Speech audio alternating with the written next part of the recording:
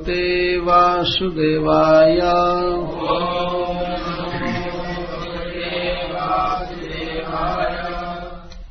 श्लोक 19 से प्रारंभ करेंगे। सक्रीन मनः कृष्ण पदारविन्दयोः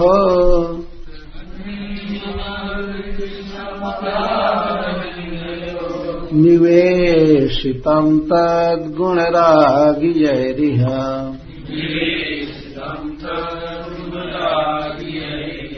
न ते यमं पाशभृतश्च तद्भटान्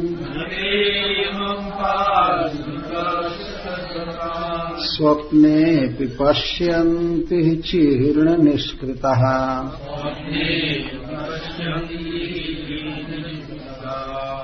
अत्र चोदाहरन्ति माम्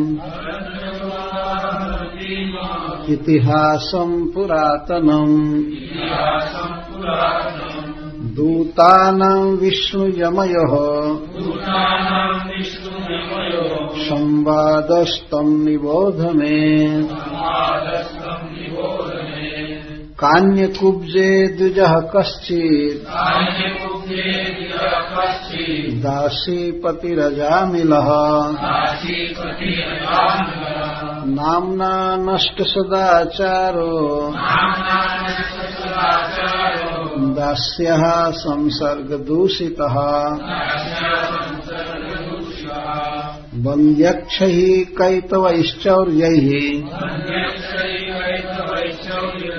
गर्हितां वृत्तिमास्थितः।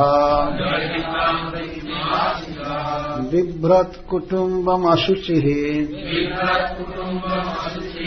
यातयामास देहिनः। एवं निवसतस्तस्य लालयानस्य तत्सुतान्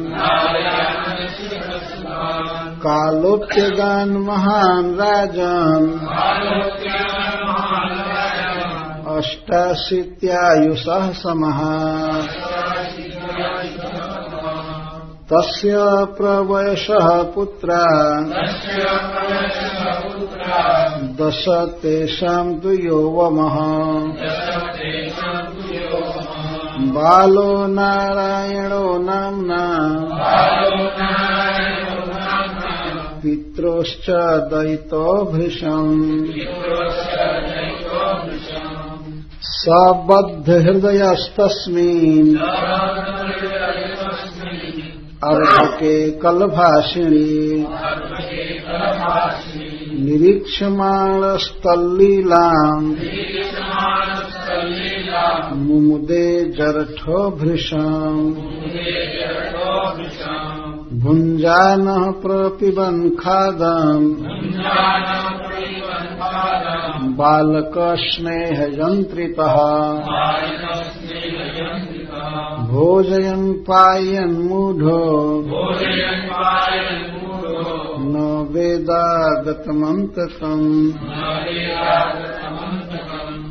सकृत एक बार भी मनः मन कृष्ण पदारविन्दयोः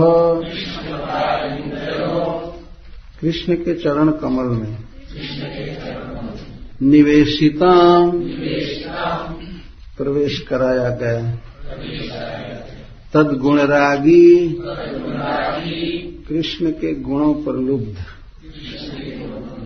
यही जिनके द्वारा यह इस जन्म में न ते वे जिन्होंने अपने मन को भगवान के चरणों में लगाया है। यमाम जमराज जी को पाशभृतश्च यमपाश लेकर चलने वाले तद्भटान जमराज जी के दूतों को स्वप्ने अपि स्वप्न में भी पश्यन्ति देख पाते हैं ही निश्चित चीर्ण निष्कृतः, जिन्होंने पूर्णतः प्रायश्चित कर लिया। तो गंगा जी के तट पर महाराज परीक्षित के सामने और हजारों हजारों ऋषि मुनि राजर्षियों के सामने श्रील सुखदेव गोस्वामी महाराज परीक्षित के प्रश्न का उत्तर दे रहे हैं। महाराज परीक्षित का प्रश्न था, क्या करने से व्यक्ति नरक में नहीं गिरेगा? पापी व्यक्ति भी क्या उपाय करे कि नरक में नहीं गिर सकता? तो श्रील सुखदेव गोस्वामी उत्तर दे रहे हैं। उत्तर देते हुए कई प्रकार के प्रायश्चित और साधनों का वर्णन करते हुए वे महाराज परीक्षित के असंतोष को देखते हुए अंत में जो सबसे ठीक उपाय है, साधन है, उसे बता रहे हैं। वह उपाय है भगवान श्री कृष्ण के चरण कमलों में भक्ति योग। तो यहां ये बात बता रहे हैं कि भक्ति योग ठीक से कोई करे तब तो कहना ही क्या। जेन केन प्रकारेण, यदि एक बार भी किसी ने अपने मन को भगवान श्री कृष्ण के चरण कमल में लगा दिया तो वह व्यक्ति स्वप्न में भी यमम और तद्भटान न पश्यन्त। वे लोग स्वप्न में भी जमराज का दर्शन नहीं कर पाएंगे और जमराज के दूतों का। जागृत की तो बात ही क्या है। तो जमराज के लोक में यही दो लोग ले जाते हैं। कभी कभी किसी को डायरेक्ट जमराज जी ले जाते हैं। बहुत विहड़ पापी होता है, उसको जमराज जी आते हैं लेने के, और सामान्य पापियों को तो जमराज के दूत ले जाते हैं। बहुत ही रेयर स्थिति में जमराज जी आते हैं, नहीं तो उनके दूत ले जाते हैं पकड़ पकड़ कर। परंतु जिन लोगों ने भगवान कृष्ण के किसी भी विशेषता पर अपने लुब्ध मन को एक बार भी उनके चरण कमलों में लगा दिया है, वे तो कभी नरक नहीं जा सकते हैं। अत्र च इमं पुरातनम इतिहासम उदाहरन्ति। अब श्रील सुखदेव गोस्वामी अपने स्टेटमेंट को पुष्ट करने के लिए एक पुरातन इतिहास सुना रहे हैं। इति का अर्थ होता है बीता हुआ। इति किसी भी वर्ण विषय के अंत में इति कहते हैं। इति श्रीमद् भागवत। इति का अर्थ है बीता हुआ, और हास्य का अर्थ होता है घटना, कहानी, कथा। इतिहास जो पहले बीता हुआ कोई कथानक है उसको इतिहास कहते हैं। तो यह इतिहास प्रस्तुत कर रहे हैं, सच्ची घटना है। पुरातनम इतिहासम, पुरातन इतिहास है। इसका अर्थ है कि अनेक महान ऋषि मुनि परंपरा से इसको कहते आते हैं। भगवान नाम उच्चारण की महिमा अर्थात भगवान की भक्ति योग की महिमा कहने में और यह बताने में कि किस प्रकार थोड़ी भी भक्ति करने वाला व्यक्ति नरक में नहीं गिर सकता है, इस विषय में अत्र अस्मिन विषय महात्मा लोग एक इतिहास कहा करते हैं। उदाहरणति, कौन लोग इसका उदाहरण देते हैं, कौन इतिहास कहते हैं, यह बात यहां नहीं कही गई है। अत्र च इमं पुरातनम इतिहासम उदाहरन्ति। के उदाहरन्ति? महात्मानः सन्तः वैष्णवा इति। बड़े बड़े लोग कहा करते हैं। कभी कभी यह शैली है, कोई व्यक्ति कहे कि लोग कहते हैं इस विषय में उदाहरण देते हैं, तो इसका मतलब यह है कि कोई थर्ड क्लास के लोग नहीं कहते हैं, बहुत उच्च कोटि के महात्मा इस बात को कहा करते हैं। अपने आप ये समझ लेना चाहिए, क्योंकि सुखदेव गोस्वामी साधारण लोगों की बात को उद्धृत नहीं करेंगे। तो अत्र का अर्थ इस विषय में कि थोड़ी भी कृष्ण भक्ति महान भय से जीव की रक्षा कर देती है, नरकपात आदि बिल्कुल नहीं होता है, बल्कि जीव कर्म बंधन से मुक्त हो जाता है। इस विषय में महात्मा जन इमं पुरातनम इतिहासम उदाहरण थे, इस पुरातन इतिहास का उदाहरण देते हैं। उत आहरणते, आहरण का अर्थ होता है बोलना, और उत का अर्थ है बड़ी श्रद्धा के साथ बारंबार यह कहा करते हैं। उदाहरण का यह अर्थ है। इस इतिहास में मुख्य रूप से भगवान विष्णु और श्री यमराज जी के दूतों का संवाद प्रस्तुत किया गया है। दूतानाम विष्णु यमयोः संवाद, विष्णु और यम के दूतों का संवाद है इसका। श्रीमद् भागवतम में बहुत सी ऐसी बातें हैं जिनको सुनने के पहले और भी कुछ सुन लेना चाहिए।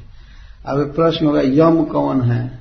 जो व्यक्ति जानता है यमराज जी को और भगवान विष्णु को, वही समझेगा कि विष्णु के दूत और यमराज के दूत, इन दोनों के बीच में एक संवाद हुआ था। एक बार एक बहस हुई थी, बहुत पहले, पुरातन इतिहास है ये।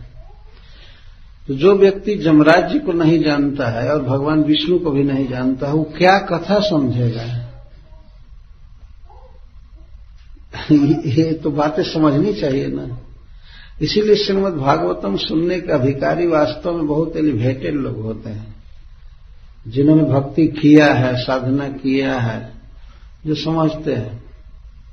श्री यमराज जी बहुत महान व्यक्ति हैं। ये भगवान सूर्य के पुत्र हैं, विवस्वान के पुत्र हैं, और इतने महान क्वालिफाइड व्यक्ति हैं कि भगवान ने इनको नियुक्त किया है सबसे ऊंचे पद पर। सुप्रीम जज हैं इस ब्रह्मांड के, जो किसी व्यक्ति के पाप पुण्य का निर्धारण करते हैं और पाप के अनुसार दंड देते हैं। भगवान की आज्ञा में रह करके सब करते हैं। बहुत महान पद है, और ये स्वयं ही 12 महाभागवतों में एक भागवत पुरुष है, जो भगवान की महिमा जानते हैं, भगवान की भक्ति में लगे रहते हैं। उनके बहुत से दूत हैं। तो यमराज जी के दूत का मतलब कि प्राणियों को दुख देने के लिए, सताने के लिए यमराज जी के कोटि कोटि नौकर हैं, जिन्हें यमदूत कहा जाता है। वे दूत भी यमराज जी की आज्ञा के अनुसार पापियों को पकड़कर नरक में ले जाते हैं। रास्ते में भी बहुत दुख देते हैं, मारते पीटते हुए ले जाते हैं, खिलाते पिलाते कहीं कुछ नहीं है। ये भागवत तृतीय स्कंध में वर्णन। कोई नरक के रास्ते में न तो कोई एक वृक्ष है और न तो कोई धर्मशाला है या प्याऊ है, कहीं भी कुछ नहीं है। बालू पर चलना पड़ता है, और वही बालू तप्त रहता है। ऊपर से सूर्य की किरण और नीचे से पता नहीं कितना बड़ा हीटर लगाया गया है उसको गर्म करने के लिए, और उसी पर बिना जूता के, बिना खाए पिए चलना पड़ता है पापी को, क्योंकि उसको दुख देने के लिए नरक में ले जाते हैं। इसलिए रास्ता भी बहुत दुखमय होता है पूरा। कितना बड़ा रास्ता है, 99,000 योजन। एक योजन 8 माइल का होता है, तो 99,000 मतलब लगभग 1 लाख। 1 लाख योजन, इसका मतलब 8 लाख माइल रास्ता चलना होता है, और बहुत कम समय में चलना पड़ता है। वो कोड़े से, जो घोड़ा को हाँकते हैं, उस कोड़े से मार मार कर यमराज के दूत ले जाते हैं। बहुत दुख होता है। ये तो रास्ते का कष्ट है, और वहां पहुंचने के बाद जो स्वागत होता है वो तो अलग बात है।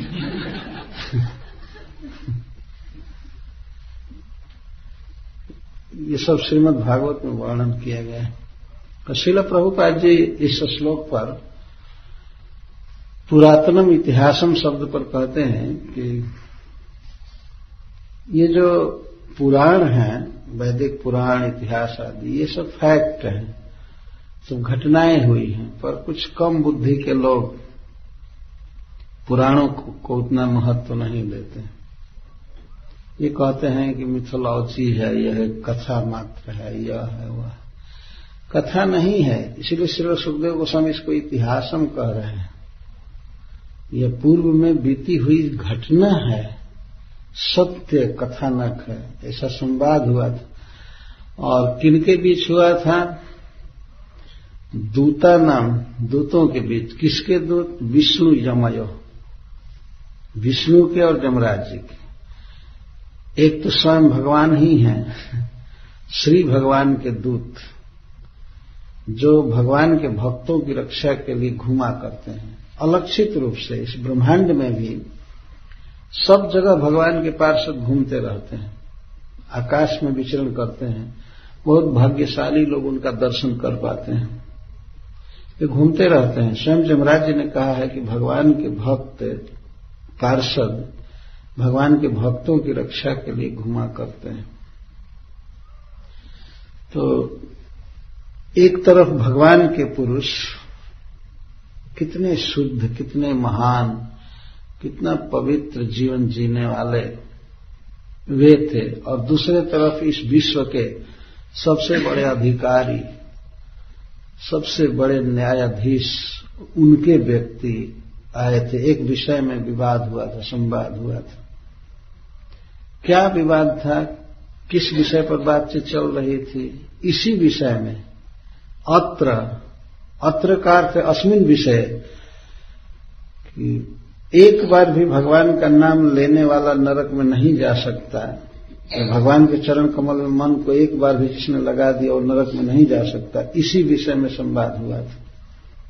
तो भगवान के पार्षदों ने कहा कि यह व्यक्ति बिल्कुल पापी नहीं है, बल्कि भक्त है, इसके सारे पाप नष्ट हो चुके हैं। और दूसरा दल कह रहा था कि नहीं नहीं, तो बहुत बड़ा पापी है, हम इसको नरक में ले जाएंगे। तो वे जो कह रहे थे वो भी गलत नहीं बोल रहे थे, और भगवान के पार्षद जो बोल रहे थे वो तो 100% सत्य बोल रहे थे। इस विषय में संवाद हुआ था। तन्निबोध में नितरम बोध, उसको तुम मुझसे सीखो। निबोध का अर्थ यहां है कि सुनो या मुझसे समझने की चेष्टा करो। मैं का अर्थ है मत्तः, मुझसे निबोध, नितरम बोध, मुझसे तुम सीखने की चेष्टा करो, हमसे सीखो, अर्थात सुनो ध्यान से। तम निबोध में वह इतिहास इस प्रकार का है। कब घटना घटी थी, कब संवाद हुआ था भगवान के दूतों में और यमराज जी के दूतों में, उसको कह रहे हैं। कान्य कुब्जे द्विजः कश्चित् दासी पति राजा मिलः, नामना नष्ट सदाचारो दास्याः संसर्ग दूषितः। कान्य कुब्ज में नामना अजामिलः कश्चित् द्विजः आसीत्। कान्य कुब्ज में अजामिल नाम का एक ब्राह्मण रहता था। कान्य कुब्ज आज भी है स्थान, और उसके राजधानी को कन्नौज कहा जाता है। ये कानपुर के पास कन्नौज। ब्राह्मणों में कान्य कुब्ज ब्राह्मण बड़े ही पवित्र ब्राह्मण माने जाते हैं। गंगा जी के दोनों तट पर बसा हुआ ये क्षेत्र है। तो वहां जन्मे हुए ब्राह्मण बहुत श्रेष्ठ माने जाते हैं। उनका खान पान रीति रिवाज आज भी बहुत शुद्ध होता है। हमारे यहाँ कहावत है, 3 कनौजिया 13 चूल्हा। अगर 3 कनौजिया ब्राह्मण आ जाएं तो 13 जगह चूल्हा बनाएंगे। यहाँ ये पकाना है, वहां वो पकाना है, उस चूल्हे पर ये चीज पका लिया तो फिर नहीं पकाएंगे, दूसरे पर पकाएंगे, ये करेंगे। इसका मतलब कि बहुत शुद्धि का विचार रहता है, बहुत शुद्ध रहता है। तो कान्य कुब्ज प्रदेश में या नगर में एक अजामिल नाम का ब्राह्मण रहता था। कश्चित् द्विजः आसीत् था। कश्चित् द्विजः से श्रील सुखदेव गोस्वामी अब उसका पूरा आइडेंटिटी नहीं बताना चाहते हैं। इतना ही बताया कान्य कुब्ज ब्राह्मण था, पहले कितना शुद्ध था इसका वर्णन तो जमराज के दूत बाद में करेंगे, लेकिन श्रील सुखदेव गोस्वामी इसकी गलती का वर्णन कर रहे हैं। दासी पति था ब्राह्मण, लेकिन दासी का पालन कर रहा था। यहां पति शब्द से हस्बैंड ज्यादा उजागर नहीं किया गया है, वह एक वेश्या का पति था। वेश्या का पति कोई कैसे हो सकता है? वेश्या का मतलब है अनेक पुरुषों का संग करने वाली स्त्री, तो उसका पति कोई क्या होगा? और यहां पति शब्द का अर्थ है पाति इति पति, जो पालन करे उसको पति कहते हैं। तो एक वेश्या का पालन कर रहा था, यह अभिमान करके कि मैं इसका पति हूं। कोई व्यक्ति यदि अपने को यह माने कि मैं वेश्या का पति हूं, तो उसके समान मूर्ख कोई नहीं है। यह अभिमति होना ये बहुत दूषित अवस्था है उसकी। तो वो मानता था कि मैं इस वेश्या का पति हूं, हस्बैंड हूं, तो उसका पालन करता रहता था, लगा रहता था। जिस स्त्री को व्यक्ति अपनी पत्नी मानता है तो उसके लिए कपड़ा, वस्त्र, अलंकार, घर, संतान देता है, ये धर्म है पति का, वो करता रहता है। तो अजामिल उस वेश्या को अपनी पति मान करके उसी के लालन पालन में व्यस्त रहता, तो गिर गया था ब्राह्मण और एक शूद्रा से उसका संबंध था। नष्ट सदाचार, तो उसके साथ रहने से इसका सदाचार नष्ट हो गया था। सदाचार का अर्थ होता है सताम आचार सदाचार, जो पूर्व के महात्माओं ने, बड़े लोगों ने किया है, जो आचरण, उसको सदाचार कहते हैं। यह सत आचार सदाचार, जो वेदों में, शास्त्रों में शुभ कर्म कहा गया है, उन कर्मों में लगे रहना, इसको सदाचार कहते हैं। इसका मुख्य अर्थ है कि पूर्व के महान पुरुषों ने जो आचरण किया है, जिस तरह से खाए हैं, जिस तरह से बोले हैं, पहने हैं, इस लोक के जो कर्म किए हैं, परलोक के लिए जो कर्म किए हैं, उसको सदाचार कहा जाता है। इसका सदाचार नष्ट हो गया था। इससे यह सिद्ध हो रहा है कि अजामिल पहले सदाचारी था, परंतु दासी के संसर्ग में आने से, उस वेश्या के संग में रहने से इसका सदाचार नष्ट हो गया। यहां तक कि स्नान करना या शुद्ध भोजन करना, ये सब नष्ट हो चुका था। और देवोपासना, भगवान की भक्ति आदि का तो कहना ही क्या, वो तो बहुत पहले ही नष्ट हो गया था।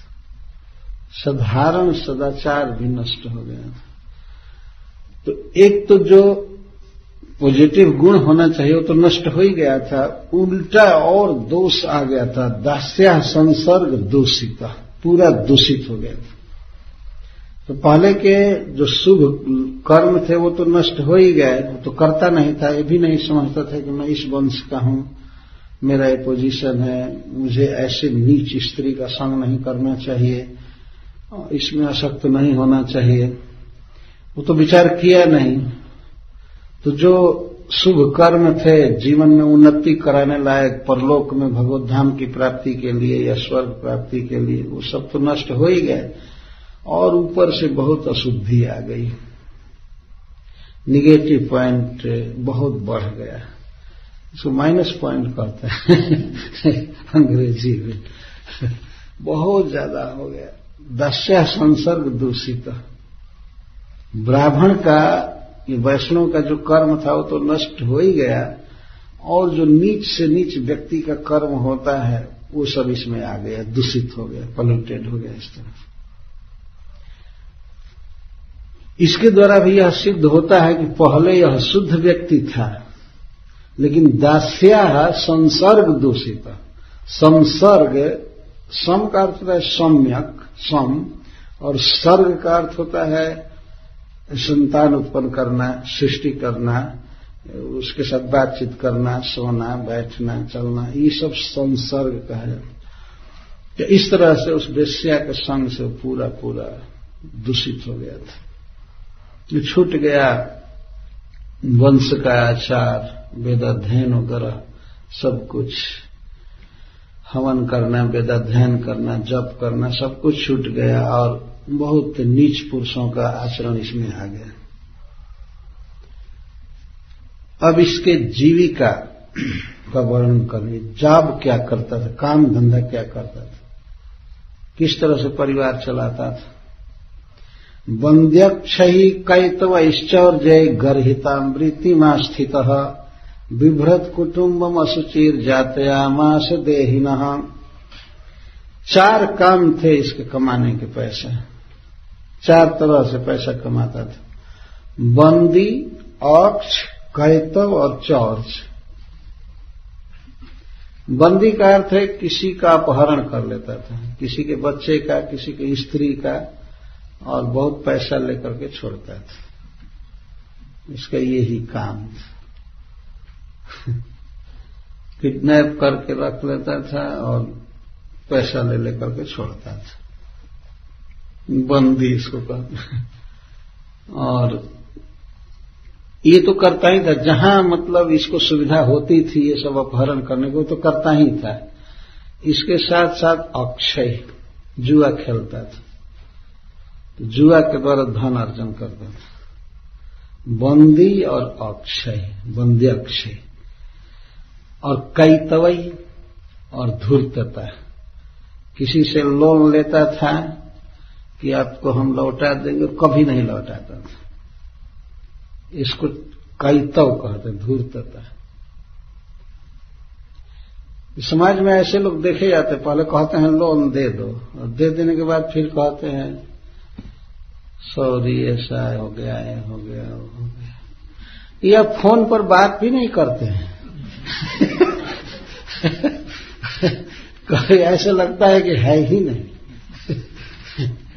एक बार हमारे मंदिर के सार्वभौम दास जी एक विदूषक हैं, हास्य रस की कथा कहते हैं, तो वो कह रहे थे कि एक बार एक व्यक्ति ने एक व्यक्ति से पैसा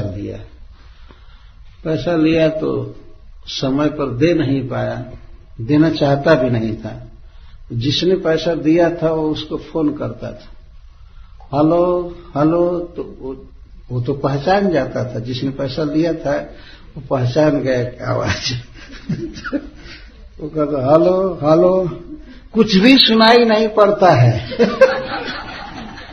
कुछ भी सुनाई नहीं पड़ता, वो सब सुन गया, आवाज पहचान लिया, नहीं कहता हेलो, कुछ भी सुनाई नहीं पड़ रहा है, कुछ भी सुनाई नहीं पड़ रहा है।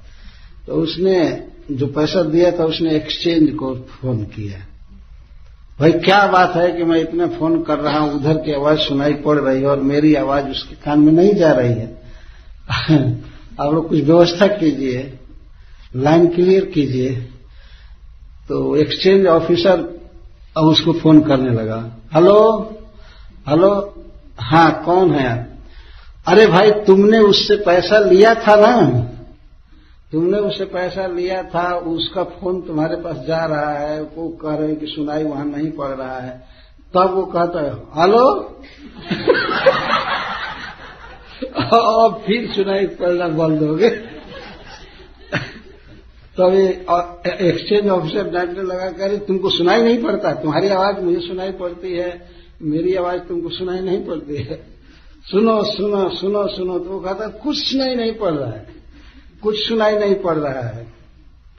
अरे भाई उससे तुमने पैसा लिया था, वो पैसा दिए क्यों नहीं, उसको दे दो। तो कहता कुछ सुनाई नहीं पड़ता है, कुछ सुनाई नहीं पड़ता है। तो अंत में कहा कि नहीं तुमको सुनना पड़ेगा, उसका पैसा लिए थे वो देना पड़ेगा। तो वो कहते सुनाई नहीं पड़ता है, तो उसका तुमने पैसा लिया था।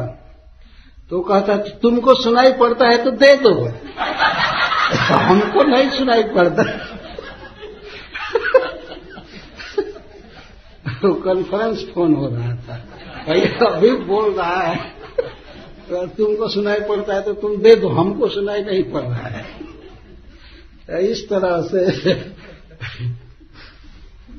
लोन लेना और फिर समय पर नहीं देना, ये अजामिल की एक वृत्ति थी, जीविका का साधन। और कोई काम धंधा का वर्णन यहां नहीं सुखदेव गोस्वामी कर रहे हैं कि कोई जॉब करता होगा, मेहनत करता होगा, या दुकान या सर्विस, कुछ नहीं। जय 4 उपाय थे और चौर जय, चोरी करना है। कोई आदमी सोया हो उस समय उसके सामान को ले लेना, सोना चांदी को, पैसा को, जैसे तैसे, या जबरदस्ती, इस तरह से करता था।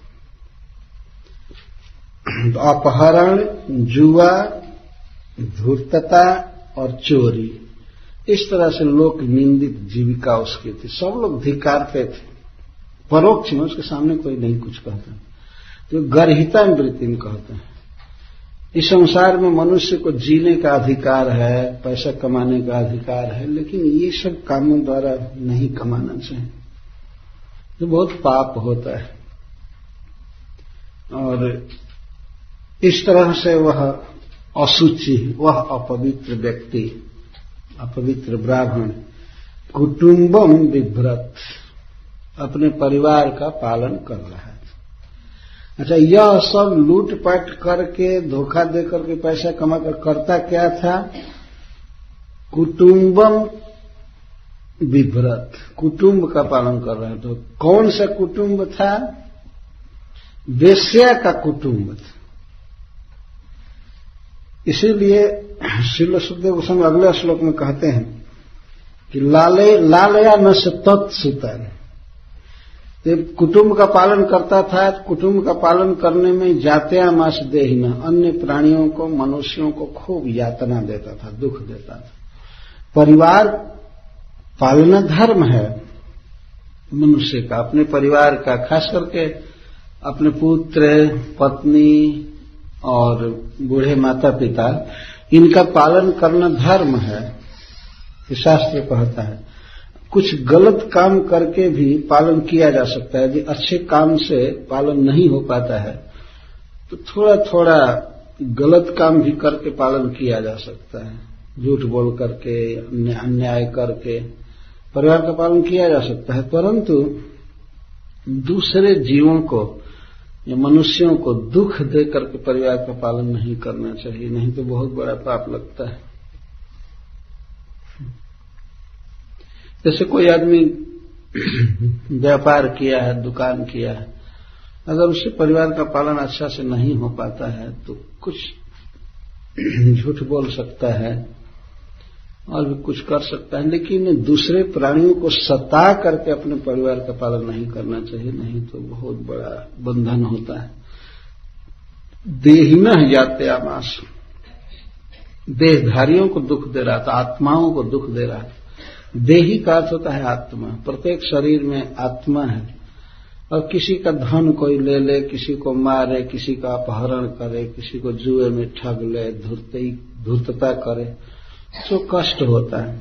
इस तरह से वह प्राणियों को दुख देता था, मांसाहार करता था, क्या क्या शराब पीता था, बहुत दुख दे रहा था। और इन सब कार्यों के द्वारा एवं निवस्तस्य लालया न से तत्सुतान, तत्सुतान उस वेश्या के पुत्रों को पाल रहा था। तत्सुतान, यहां पर श्रील प्रभुपाद जी कहते हैं कि यह नहीं कहा गया है कि स्वसुतान, अपने पुत्रों को पाल रहा था। सुखदेव जी ये नहीं कह रहे हैं, क्योंकि पता नहीं कि उसके वो पुत्र थे कि और किसी के थे। दो वेश्या थी, लेकिन उसकी अभिमति क्या थी कि मैं अपने पुत्रों का पालन कर रहा हूं, और वो अपने पुत्रों का पालन नहीं कर रहा था, वास्तव में वो वेश्या के पुत्रों का पालन कर रहा था। लालया न से तत्सुतन, तो पालन करना, उनके लिए बहुत से कपड़ा सिलाना, ये करना, वो करना, उनको खिलाना पिलाना, लालन करना। और पता नहीं किसके किसके जन्मे हुए वो सब लड़के थे, और उनको अपना पुत्र मानकर पालन कर रहा था। यह उसकी अधोगति थी। श्रील सुखदेव गोस्वामी कथा बोलने में बहुत सावधान है। लालया न से तत्सुतान, तस्या सुतान। श्रील प्रभुपाद जी लिखते हैं हर संस उसके पुत्रों को। यह कितनी बेवकूफी है जीव की। ऐसे अपने पुत्रों को भी पालना यह भी एक बेवकूफी ही है। भगवान की भक्ति छोड़ करके और अपने पुत्रों का भी कोई पालन करने में रहे, भगवान की भक्ति न करे, तो वह भी मूर्खता ही है, वो भी गधा का ही काम है वास्तव में। परंतु उस पर भी अपना पुत्र न हो, दूसरे का पुत्र हो, वो भी वेश्या से जन्मा हुआ और उसको अपना मान करके व्यक्ति पालन पोषण करे, तो ये तो बहुत गंदा काम है और बहुत दुर्गति है। भगवत भक्ति करने के लिए तो अपने परिवार का त्याग या उपेक्षा की जा सकती है, परंतु यह तो इतना बड़ा मूर्ख था कि तत्सुतां लालयानस, उसके पुत्रों का लालन कर रहा था, पालन कर रहा था। यहां लालयानस्य शब्द बहुत व्यापक अर्थ रखता, केवल पालन ही करता, चलो भोजन दे करके करके नहीं, लालन भी कर रहा था। प्लान करता था कि इसका विवाह यहां करूंगा, इसका विवाह यहां करूंगा, ये करूंगा, ये करूंगा, फिर बहू आएगी इसके लिए करूंगा, इस लड़के को ये पैंट सिलाना, वो देना, ये करना, वो करना, रात दिन इसी में लगा रहता था। और इसे सब मिलाकर के 10 पुत्र थे। लास्ट पुत्र तो इसी का था, लेकिन 9 का पता नहीं दिया गया है कि वो किससे जन्मे हुए थे, पर उसी वेश्या से जन्मे हुए थे जिसका ये पति अपने को मानता था। इस तरह से मूर्खता में फंसा हुआ था। यही कारण था कि कई साइड बिजनेस किया था पैसा कमाने के लिए। अरे अपहरण करना, जुआ खेलना और चोरी करना, धूर्तता करना, जैसे तैसे जहां से भी पैसा आ सके ये करता था, क्योंकि परिवार बहुत बड़ा था। इससे जन्मा हुआ लास्ट जो बेटा था उसका नाम था नारायण, और कब जन्म लिया था? 83 वर्ष का जब यह था, 83 वर्ष का, तो उस समय 10वां पुत्र हुआ था। हद हो गया। श्रील प्रभुपाद जी कहते हैं कि 50 वर्ष का होने के बाद अब व्यक्ति को घर गृहस्थी से रिटायर हो जाना चाहिए, पुत्र उत्पन्न करना आगे नहीं होना चाहिए। घर गृहस्थी से उपरत होकर के भगवान कृष्ण में मन लगाना चाहिए, जप करना चाहिए। हरे कृष्णा कृष्णा कृष्णा हरे हरे, हरे राम राम राम हरे हरे। लेकिन यह 83 वर्ष की अवस्था में वो पुत्र उत्पन्न किया था। तो इस तरह इसके जीवन का, पुत्रों का पालन लालन करने में, वेश्या से प्रेम करने में, अजामिल के जीवन का महान कालह अत्यगात, बहुत बड़ा जीवन का समय बीत गया। यह मनुष्य शरीर में जीव रह रहा है, तो इस शरीर में रह रहा है, एक सीमित काल दिया गया है। किसी व्यक्ति का 88 वर्ष केवल ऐसे घनघोर अज्ञान में बीत जाए, पाप करने में बीत जाए, तो बहुत शोक की बात है। कुछ वर्ष बीता होता, इसके बाद भगवान की भक्ति किया होता तो बहुत अच्छा होता, लेकिन महान काल चला गया। 100 वर्ष की मनुष्य की जिंदगी है, उसमें 88 वर्ष बीत गए, 88। यदि ये पूछे महाराज परीक्षित कितना वर्ष बीत गया ऐसे वेश्या के पुत्रों का पालन करने में, तो कहते हैं महान। अरे कितना? तो कहते 88। इतनी 80 और 8, 88 वर्ष इसका बीत गया ऐसे। वो कोई वो अवस्था नहीं होती कि मनुष्य दूसरों का पालन करे, लेकिन इतनी इसकी आसक्ति थी वेश्या में और वेश्या के पुत्रों में, लगा रहा यही सब चोरी बदमाशी करके उनका पालन करने में। बूढ़ा हो गया था बिल्कुल, फिर भी यही काम करता था। 88 वर्ष की उम्र बीती, अब 100 में केवल 12 वर्ष बाकी रहा। इस तरह से जीवन का बहुत अधिक समय पाप में बीत गया।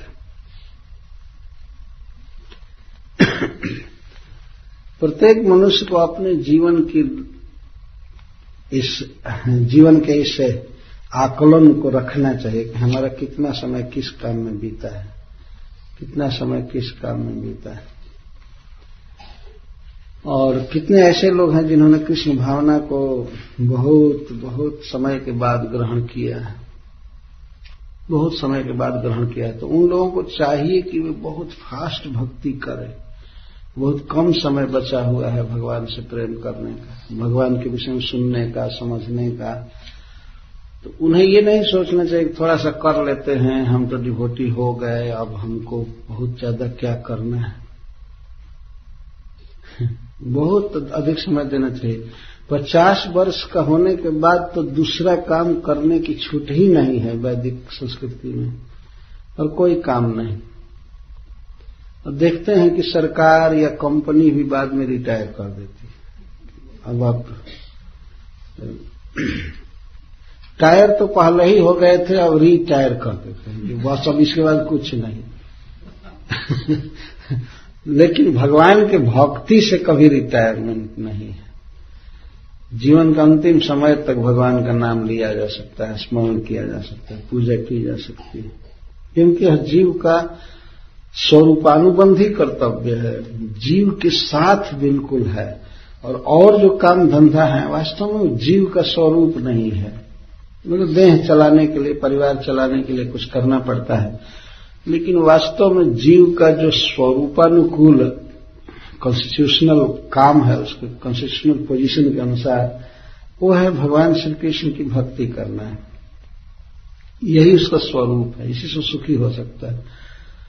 तो अतः मान लीजिए जवानी में शरीर चलाने के लिए या परिवार चलाने के लिए काम धंधा किए, अर्जन किए, सब किए, लेकिन 50 वर्ष के बाद पूरा भगवत धाम की प्राप्ति के लिए ही साधन करना चाहिए कि भगवान का चरण कमल कैसे मिलेगा, कैसे उनको पाऊंगा। 50 वर्ष के बाद परिवार पालन आदि का दायित्व तो दे देना चाहिए पुत्रों को या और किसी को। यदि वो पूरा सक्षम न हो तो कम से कम इन्वॉल्वमेंट रखना चाहिए पारिवारिक कार्यों में, कम से कम पारिवारिक कार्य और ज्यादा से ज्यादा कृष्ण की भक्ति में रहे, क्योंकि शरीर छूटेगा। और शरीर छूटने से पहले यदि खूब जम करके कृष्ण भावना का अनुशीलन नहीं किया गया तो फिर जन्म लेना पड़ सकता है। बहुत खतरे की बात। तो इसलिए मनुष्य को चाहिए कि भजन करे और अपने बीते हुए जीवन पर अफसोस करे कि इतना खराब हमारा समय बीत गया, अब नहीं बीतने दूंगा। अबलो नशानी अब ना नसही, अब तक तो नष्ट हो गया, अब नहीं नष्ट होने दूंगा। तो अजामिल इस तरह से पाप में 88 वर्ष अपने जीवन का बिता दिया। तस्य प्रवयसः पुत्रा 10 तेषां तु योवमः बालो नारायणो नाम्ना पित्रोश्च दैतो भृशम्। अजामिल के 10 पुत्र हुए। 10 पुत्र से ये नहीं समझना चाहिए कि उसी के जन्म में हुए 10 पुत्र थे, मतलब वेश्या के 10 पुत्र हुए। तो उसमें जो सबसे छोटा था नामना नारायण, उस नाम से नारायण था।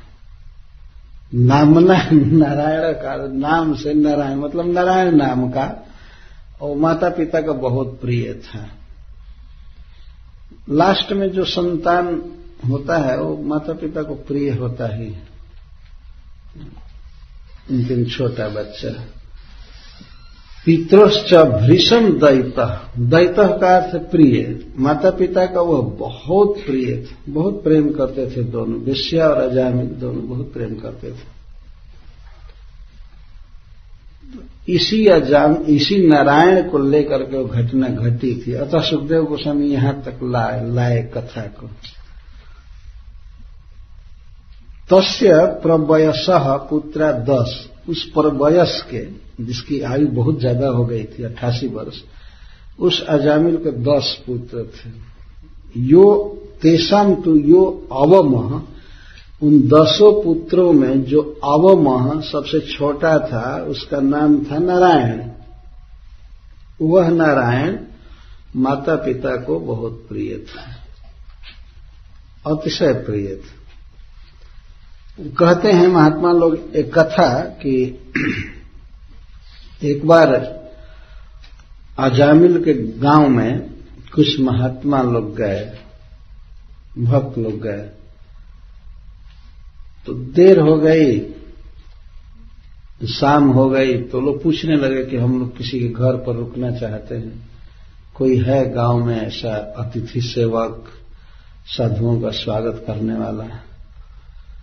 तो कुछ लड़कों ने विनोद में कह दिया कि हाँ महात्मा अजामिल हैं, उनके यहां चले जाइए। बहुत पहले से ही लड़के विनोद करते रहते हैं इस तरह से। तो वही महात्मा लोग कुछ समझे नहीं, वो लोग पूछने लगे कि पंडित अजामिल कहाँ रहते हैं। वो बच्चे भी बताए कि वो रहता है, और बाद में कहते थे इन लोगों को जाओ देखने दो, वहीं वेश्या के साथ रहता है वो ब्राह्मण। तो ये लोग गए, कीर्तन कर रहे थे, हरे कृष्ण करते हुए पहुंचे वहां।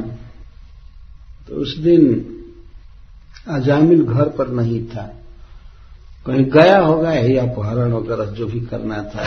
जो इसको तो फुर्सत कहाँ थी, इतना बड़ा परिवार था, उसको मेंटेन करना था, ये तो अपने पाप में लगा हुआ था। उस समय वो गर्भवती थी वेश्या।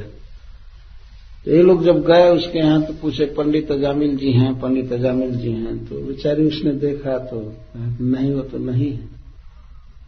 तो हम लोग पूछे, गांव में कुछ लोग कहे कि वो बड़े अच्छे हैं, उनके यहाँ ठहरने की व्यवस्था है, तो हम लोग यहाँ रुकना चाहते हैं।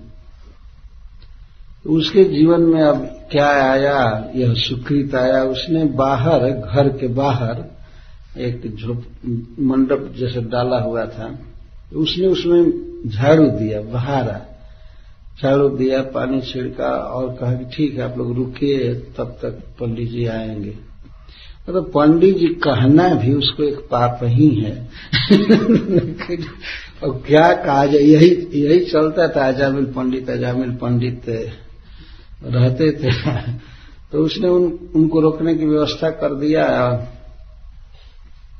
महात्मा लोग तो कुछ समझ नहीं रहे थे, लोग रुके और इन लोगों को उसने राशन दे दिया भोजन बनाने के लिए। बिना पकाया हुआ भोजन को क्या कहते हैं, सीधा। हाँ, सीधा दे दिया। तो ये लोग बनाए खाए। सवेरे ये लोग सब बात समझ गए। तो कुछ लोगों ने आकर कहा होगा कैसे है, पंडित से भेंट हुई, ये नहीं हुई। तो धीरे धीरे जान गए, अरे बाप रे बाप, ये तो बहुत बड़े पापी हैं। तो कैसे इनका त्राण होगा। तब जब वह लास्ट में प्रणाम करने आई, महात्माओं को जाने लगे, तो महात्माओं ने कहा कि हम तुमसे एक प्रार्थना करते हैं, भीख मांगते हैं कि तुम्हारे गर्भ में जो बच्चा है, जब यह हो तो इसका नाम नारायण रखना है। महात्माओं ने सोचा कि ऐसे तो ये लोग भगवान की भक्ति करेंगे नहीं, लेकिन पुत्र में ममता रहेगी तो बार बार नारायण नारायण कहेंगे। नारायण खाया कि नहीं, नारायण सो गया क्या, नारायण को बुखार है क्या, नारायण को स्कूल भेजना है, नारायण को ये देना है। तो ऐसे अनजान में ही भगवान का नाम इनके मुख से आएगा और इस तरह से ये मुक्त हो जाएंगे। इसलिए उन्होंने कहा कि इसका नाम नारायण रखना। तो उसने कहा ठीक है, आखिर नाम रखना ही है, तो आप अगर जन्म के पहले ही नाम दे रहे हैं तो बहुत अच्छा है। ये लोग चले गए तो अजामिल घर पर आया, तो इसने कहा कि कुछ महात्मा लोग आए थे और वे हमारे बच्चे का जो भविष्य में होगा इसका नाम वो लोग नारायण रखें। अब नारायण शब्द, महामंगल, भगवान का नाम उनके जिह्वा पर आने लगा। तो अजामिल सुना तो बहुत प्रसन्न हुआ। अभी जन्म नहीं हुआ था तभी से नारायण नारायण कहने लगा। तो पहली बार जब नारायण शब्द कहा उसी समय उसका पाप जलकर भस्म हो गया, अनंत जन्मों का। ये भगवान नाम की विशेषता थी। भगवान का नाम परम मंगलमय है। अब जब जन्म हुआ तब नारायण, नामकरण संस्कार जिस दिन हुआ तो पहले से ही नाम हो चुका था, लेकिन अजामिल स्वयं ही नाम रख और कहा, नारायण मातुः अंकात ममांकम आगच्छ, नारायण मां के गोद से मेरे गोद में आओ। तो बच्चा तुरंत गोद में आ गया। तो इस तरह से अब नारायण नाम की आवृत्ति चालू हो गई। क्योंकि दोनों की आसक्ति नारायण में थी, पुत्र में थी, इसीलिए वो नारायण छोड़कर कुछ जानते ही नहीं थे। हमेशा नारायण नारायण नारायण नाम आता था आसक्ति के कारण। इसलिए नहीं कि वो भगवान का नाम बोल रहे हैं, इस भावना से नहीं, अपने पुत्र का नाम बोल रहे थे। यह उनके जीवन में एक सुकृत आ गया। इसीलिए श्रील सुखदेव गोस्वामी कहते हैं, पितरोश्च दैतः भृशम, माता पिता का बहुत प्रिय था, बहुत आसक्ति थी, इसीलिए वो लोग उसका नाम बार बार बोलते थे स्नेह से। इस प्रकार से जीवन में जो भी पाप ताप था जामिल का सब भस्म हो गया, खत्म हो गया। अनजान में ही भगवान नाम की स्वाभाविक शक्ति है, कोई जानबूझ कर ले या अनजान में ले, पाप तो नष्ट होगा है। जैसे बिजली के तार को कोई रस्सी समझकर छुए या बिजली का तार समझ करके छुए तो करंट तो लगेगा। तो इस प्रकार उसका पाप तो समाप्त हो चुका था, परंतु बाहर से देखने में वो तो जो कहते वो पापी था। इस प्रकार उसके जीवन का 88 वर्ष बीत गया। अब मृत्यु का समय आया। ये कथा इसके बाद हम लोग करेंगे। आरती का समय हो गया है, आरती कर। हरे कृष्ण।